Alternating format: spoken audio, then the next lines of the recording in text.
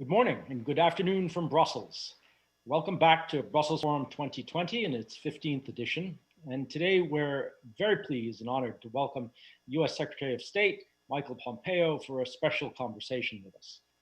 We've hosted the Secretary with us before in Brussels in 2018. We're very pleased to have him back again for what is sure to be a closely watched conversation on critical challenges facing us in foreign policy terms on both sides of the Atlantic and in transatlantic relations. As always, let me say a word of thanks to our partners in Brussels Forum, to our founding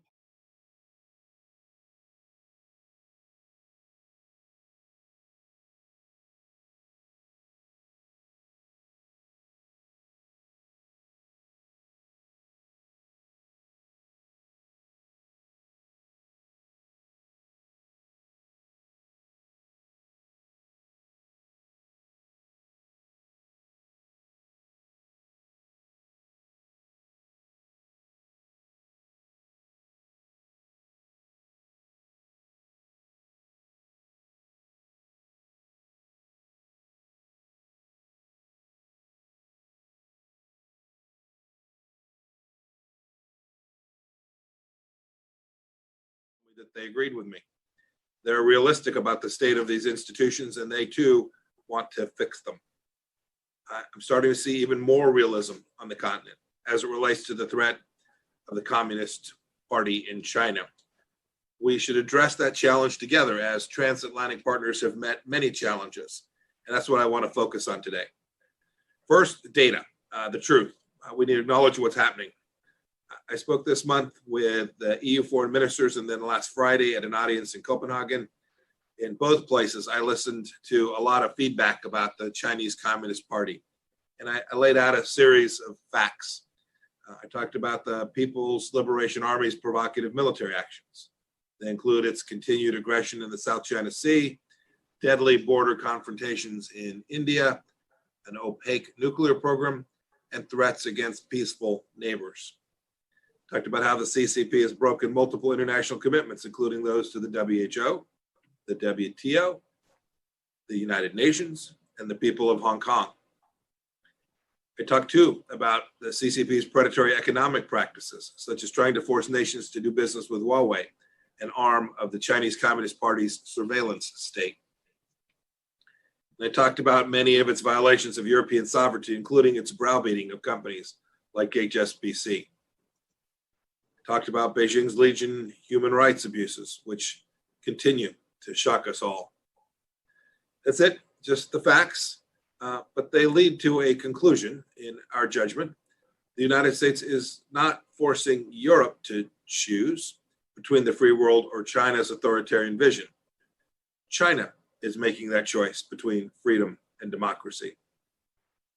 Look, the United States was slow to recognize this reality of the rising authoritarian regime and the implications that it had for us here to our free society. Europe was slow too. But the CCP's cover-up of the coronavirus, an outbreak that began in Wuhan, China, which has now killed tens of thousands of our people and hundreds of thousands of people across the world, I think it's accelerated everyone's awakening. Europeans, like Americans, are starting to find their voice. The Commission and the External Action Service last spring identified China as a systemic rival, a very important acknowledgement. The Lithuanian Intelligence Service's National Threat Assessment identified China as a potential threat for the first time in 2019 and did so again here in 2020.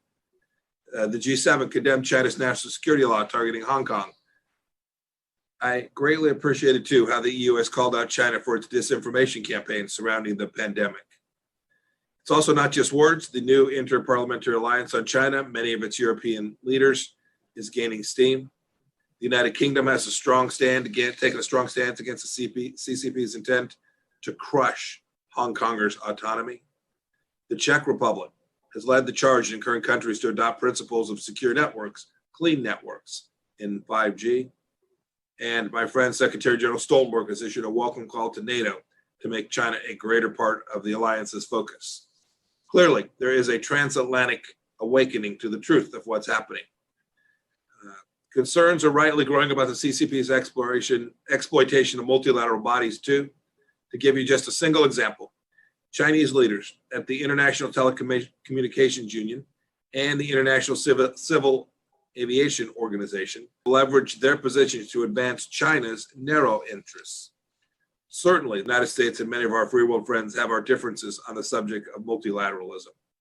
But we can all agree that these institutions should be rooted in democratic values, hew to their missions, and reflect the interests of all member states. Look, we've already done some good work this spring. I led a global diplomatic effort to make sure that the next Director General of the World Intellectual Property Organization be one who protects intellectual property rights on behalf of the world, not on behalf of China. The transatlantic world has thrived like no other part of the world since World War II, so much in part because our countries protect intellectual property. I want to thank our friends in France and the UK, with whom we worked closely for their efforts in securing that important and good outcome. We should keep protecting multilateral bodies as transatlantic partners. My message today to all of you, Bohan, my message today is this: we have to work together to continue the transatlantic awakening to the China challenge in the interest of preserving our free societies, our prosperity, and our future. It won't be easy. It's tempting for many, particularly in our business communities, who make money in China, to say we must calm tensions and simply accept an increasingly belligerent CCP. That's nonsense. I don't accept that argument. There is no compromise between freedom and authoritarianism.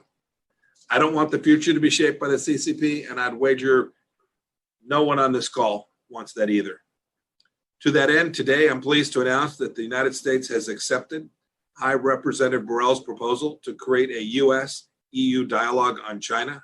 I'm excited about this. A new mechanism for discussing the concerns we have about the threat China poses to the West and our shared democratic ideals. I look forward to kicking that off with High Representative Borrell just as soon as we can pull it together. My invitation to America's friends in Europe is to defend these values in our time, that they may shape the world for the good in the future, just as they have done in the past. We'll defend these values together. Boyan, with that, I'm happy to take questions from you and from others as well. Thank you very much, Secretary of State. It's exciting piece of news. I know that your EU counterpart Borrell proposed that last week, I believe. How is it going to work? Could you tell me what kind of a dialogue? Is it you and him directly? Is it going to be linked via Brussels? Does it include bilateral communication as well? How is it going to work? So you're right. This is new in the sense of the proposal came from High Representative Borrell just within the last handful of days. But you should know we were very interested in it. We put a big team on working together to begin to outline the shape of what this would look like. And I'm very hopeful that I'll be able to travel to Europe here in just a handful of weeks to go kick that off. So we will certainly start it at a senior level, where we will outline the mission set. And then, while I don't know exactly what shape it'll take, I'm confident that we will set up a structure that will enhance our collective shared knowledge and our collective responses to ensuring that we protect freedom for every democracy on both sides of the Atlantic. Is there a time frame for this? Where do you expect it to really kick off and start operating? Look, I'm hopeful it becomes very real just in the next few weeks. It's a little more difficult because we're all a little stuck in terms of our capacity to travel. But I would expect that we will have teams in place identified in the next weeks, and then real work to begin. It's something that has a starting point that we want to kick off, but I don't know that there's an end point, right? This is something that I expect will go on for an extended period of time, because the challenge that we are jointly trying to solve for is how do we preserve freedom and democracy on both sides of the Atlantic and protect our citizens, EU citizens and American citizens alike, from the very fact set that I laid out at the beginning of my remarks today. And knowing the European Union, I myself have covered it for over a decade. I know that these people love a good committee. Are you concerned that this might sort of bog down the real action on the pressing challenges and sort of draw out this lengthy debate, which will become technical and so on? The EU loves these things, and it has shown in the past a sort of a tendency towards more sort of discussion and little action. Do you fear that could be the outcome? Well, I'm realistic. You should know, Boyan, that people in America sometimes love good committees too. The United States government's not immune to that bureaucratic phenomenon. So we're guilty too of that from time to time. I'm very hopeful that this will be different from that. Indeed, what I'm hopeful is, well, here, back up. The first thing we all have to do is make sure we have a collective data set. You can't take collective action unless you have a shared understanding of the core facts. I don't think anybody would dispute what I just laid out. We should build on that. Once we're confident that we have a shared understanding of the threat that is posed by the Chinese Communist Party, then we can begin to take action. And there's a lot of work that's been done already. There's a lot of information that's sharing that has already taken place. What we're counting on is this dialogue won't be a resistance or, as you described, an outlet for energy with no action, but rather a catalyst for action. So on our side, we will work to make sure we have a shared set of facts and then create a set of proposals for things that we can do together. Look, we know this too, Bojan. Not everybody in the EU will share. There'll be 27. There'll be 24 different views, right? This is true on many issues. But I believe that by doing this, we can perform a collective judgment and find a set of places where there is significant overlap, and then begin to execute the correct responses. The same way the Transatlantic Alliance has always preserved democracy and freedom.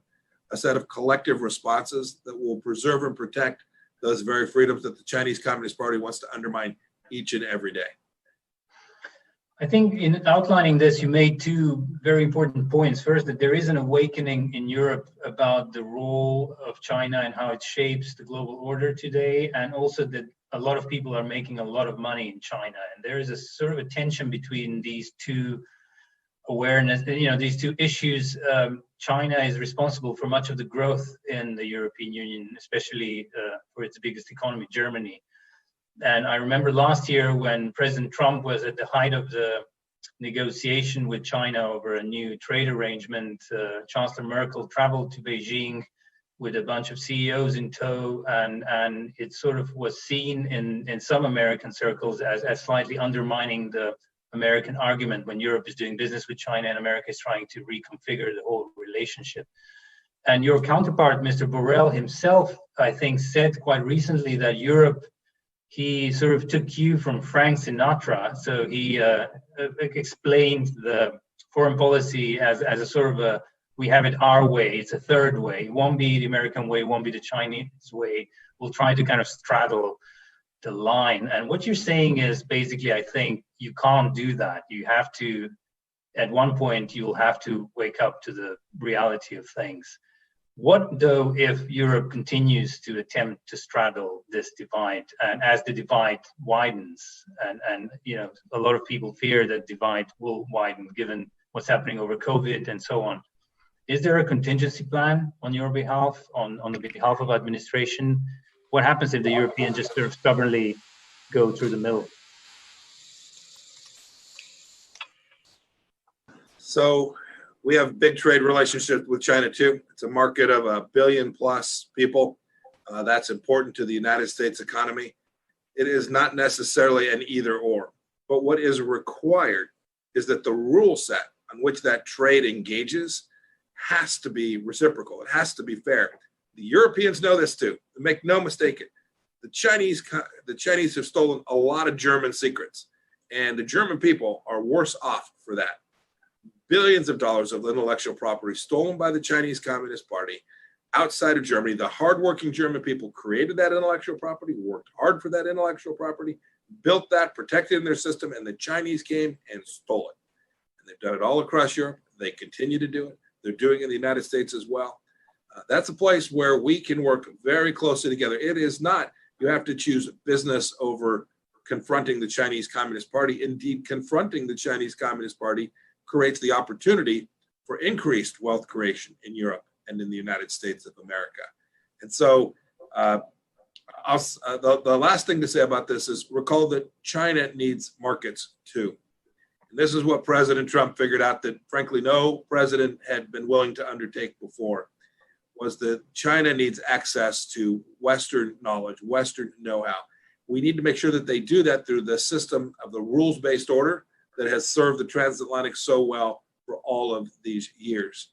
So I think the people of Europe will demand the same thing that the people of the United States of America are demanding, is that we no longer allow the Chinese Communist Party to dictate the rules and terms and conditions of those relationships when they're not fair and equitable to our peoples. That's what President Trump has been seeking. I am confident that's what the European will seek from their leaders as well. Thank you. And if we go beyond the issue of China and move on to another issue, which is crucial for the transatlantic relationship at the moment, you yourself had served during the Cold War in Germany, when I think there were around 300,000 US troops on the ground there.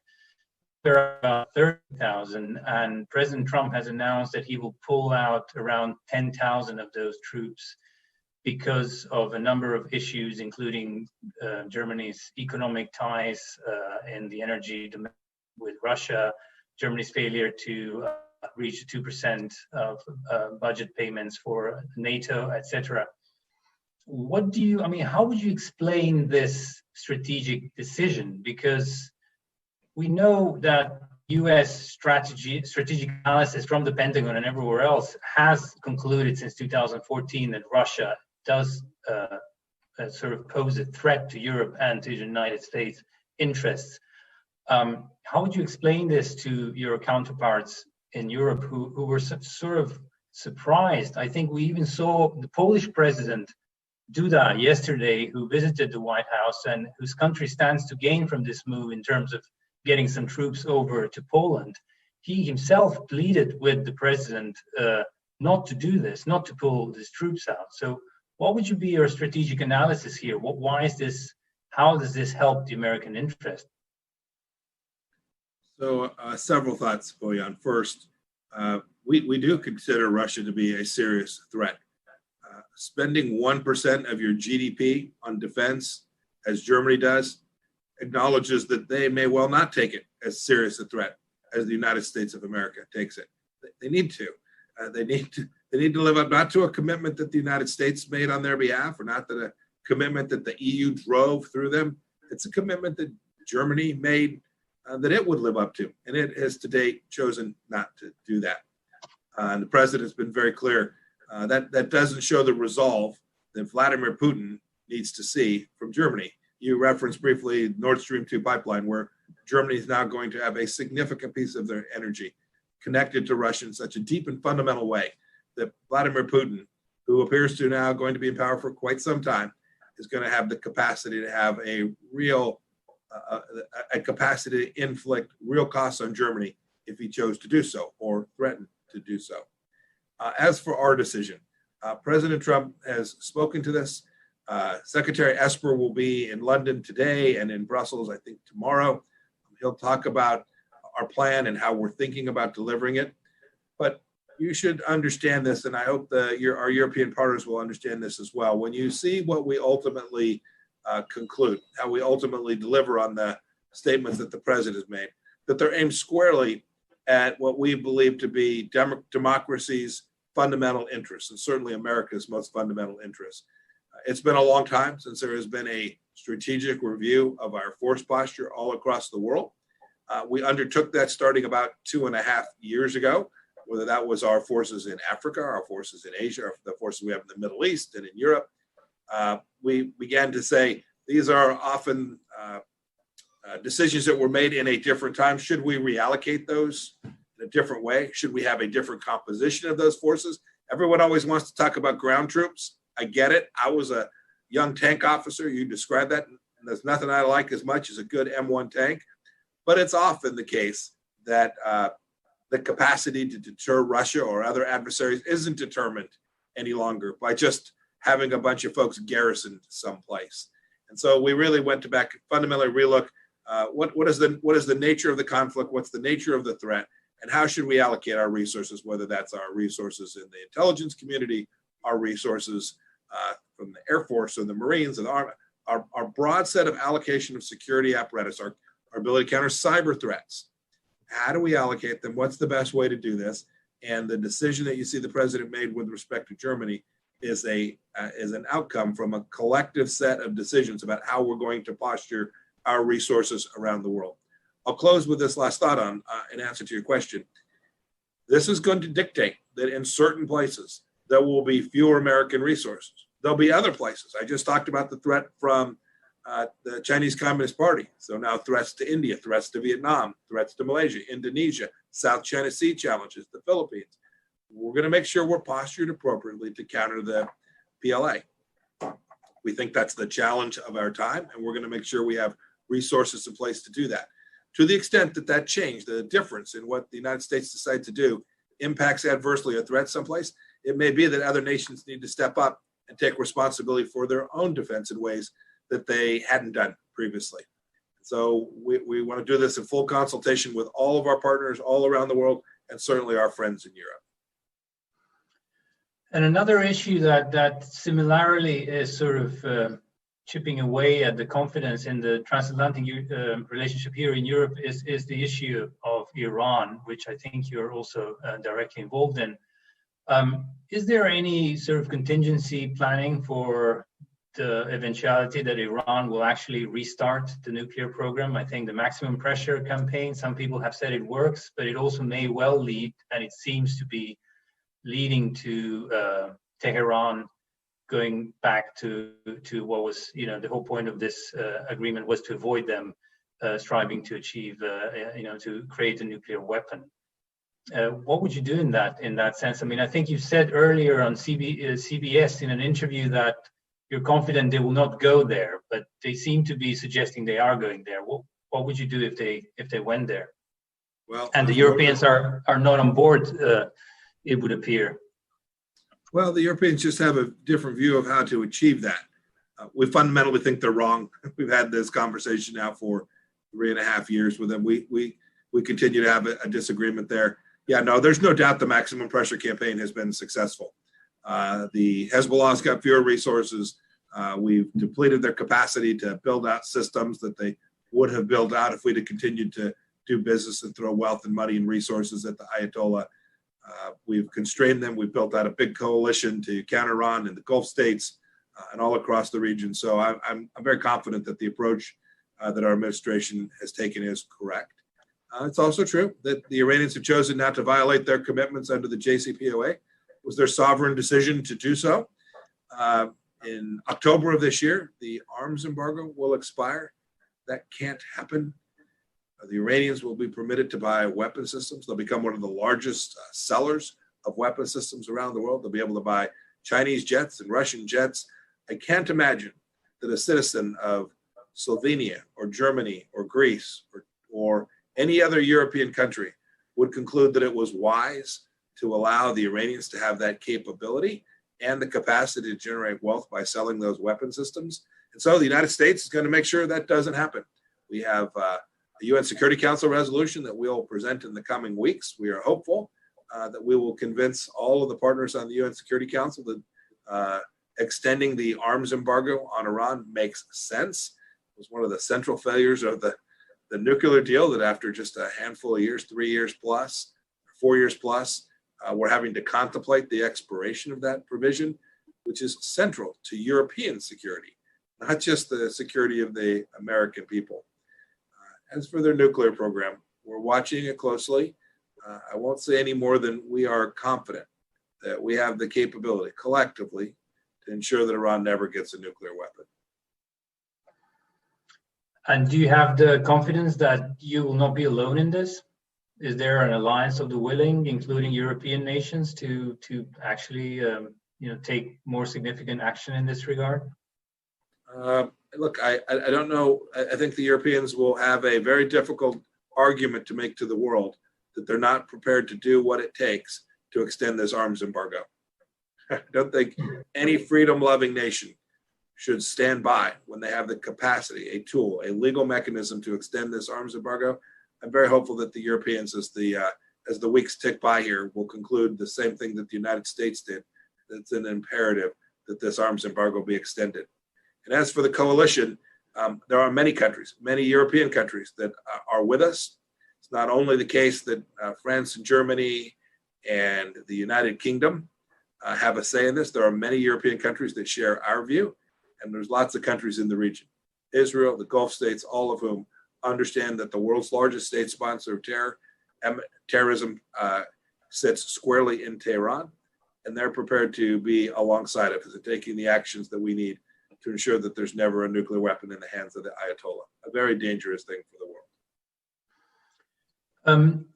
You mentioned the COVID-19 crisis, and that's basically the reason why we're doing this in this kind of virtual online way.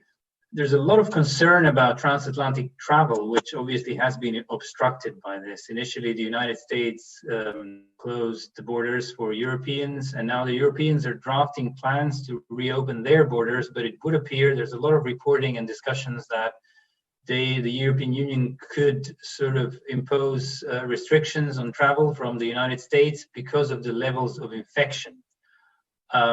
Is there any way to get around this? I mean, do you see now that the holiday season is coming? Obviously, business is eager to restart movement. Is there any, I mean, you've spoken to your counterparts about this. Is there any solution that you've discussed? So it's a real challenge. It's a challenge for all of us to decide how and when to open up our economies and our societies. Everybody's trying to figure that out, from city councilmen and mayors, county commissioners, provincial leaders across the world, governors here in the United States. So there are enormously complex issues about what the appropriate level of activity and travel is in order to both ensure that we get our economies going again and provide protection and safety for our people. We're working with our European counterparts to get that right. Both we deny travel to Europe and vice versa. That's the posture that we all sit in now. And I think we're all taking seriously the need to figure out how to get this open. We need to get our global economy back going again.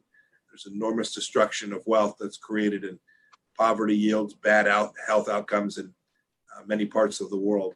We need to get our economies back going again. We'll work closely with our European friends broadly, because I know there's different views. Again, inside the European Union, we've heard from a dozen or more countries that have very different views about their willingness to open up their borders to anyone, not only folks from the United States of America.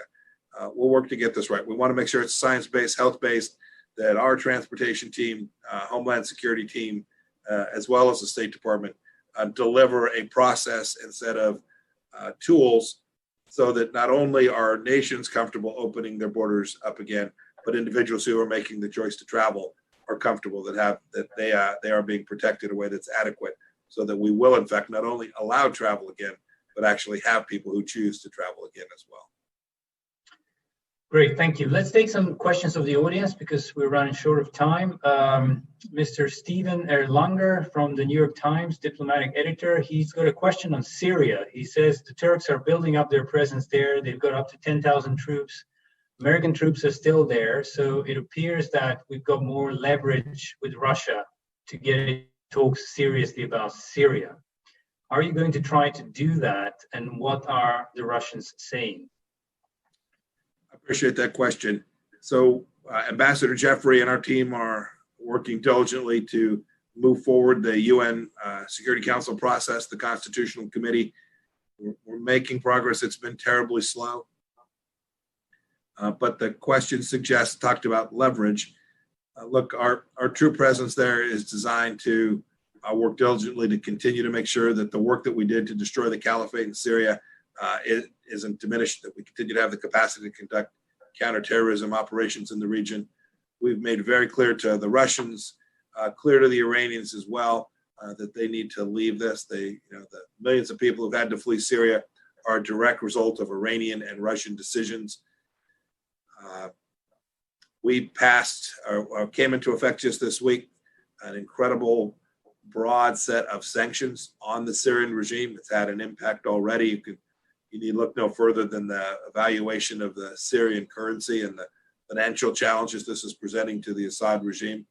We hope that each of these actions that the United States has taken, and we've done so with great partners from some European countries as well, we hope that each of these actions we have taken lead to a political resolution that can ultimately lead to an outcome in Syria where not only can we begin the long effort to do the reconstruction work that will need to be done, but all of the places that are so burdened by the Syrian refugees that live in such terrible conditions, whether that's in Jordan or in Lebanon or in Turkey, living under very, very difficult circumstances, have the opportunity one day to return to their country again. That's the mission statement that we have set out for our diplomatic team.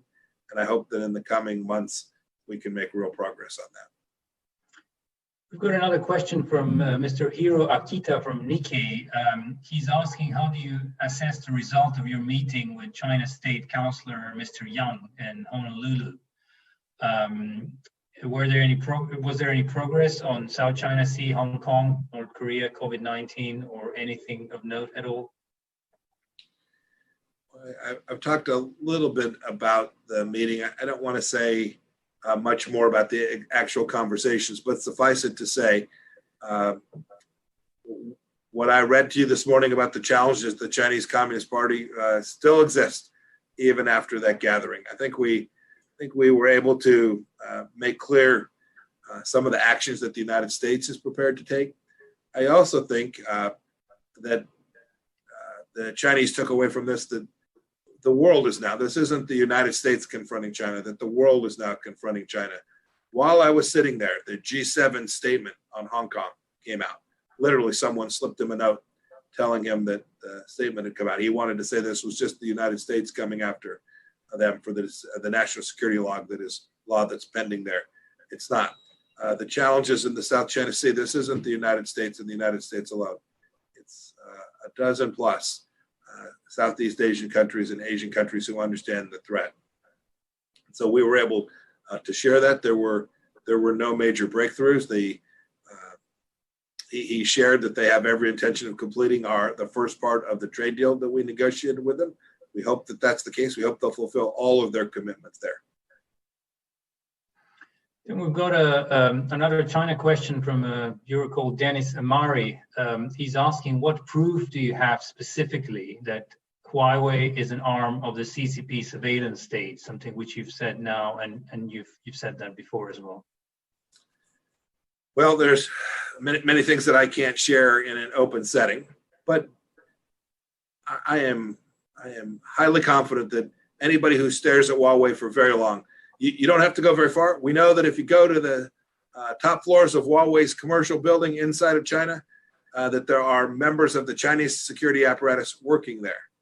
More simply, you can just get online and look at Chinese security laws.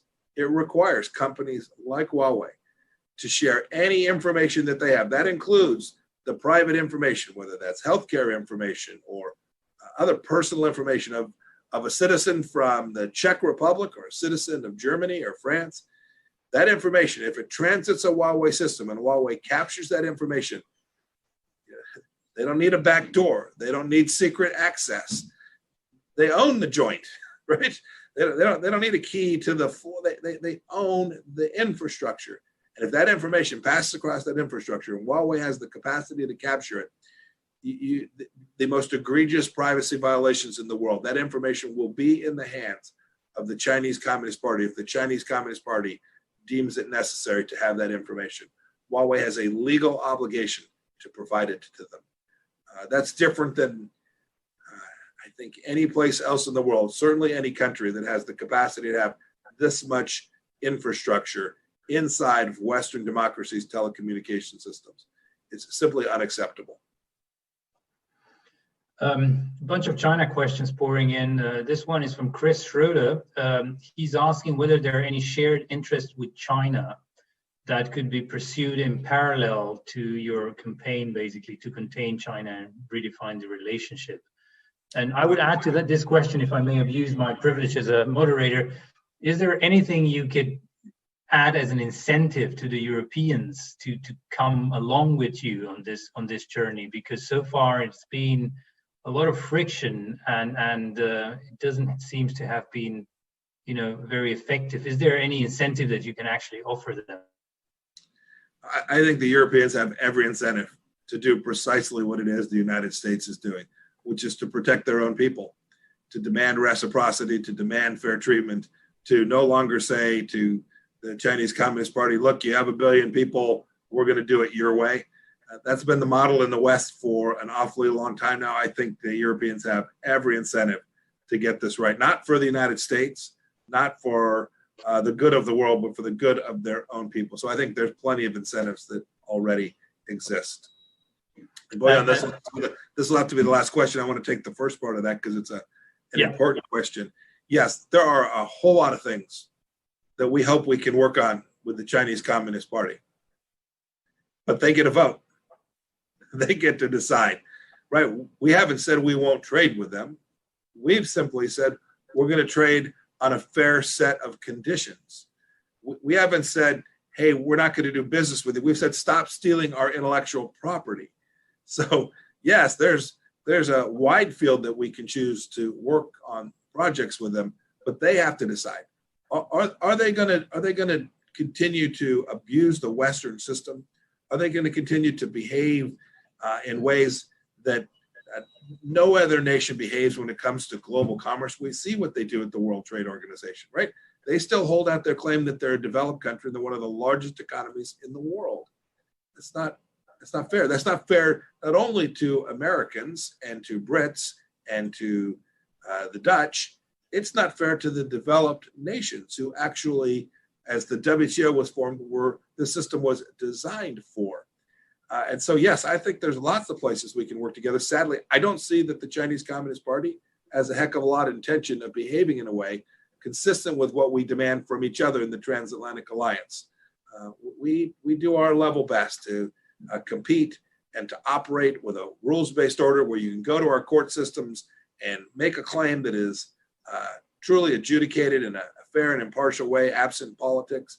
That doesn't exist today. Foreign direct investment inside of Europe from China operates under a wholly different set of rules than European investment inside of China. That's not right. They have access to our capital markets in ways we don't have access to theirs. We could work on all of these things with them, but they've got to make the decision that they conclude that that's in their best interest. They've not done so to date. Thank you. Did you say there was a time for another question, or was that it? Yeah, I'm sorry. I'm going to have to run off. I apologize. Good. Well, thank you so much for being with us. Great, Boyan. Thank you very much. Thank you for your help, and thanks everyone for joining me today. So long. Thank you.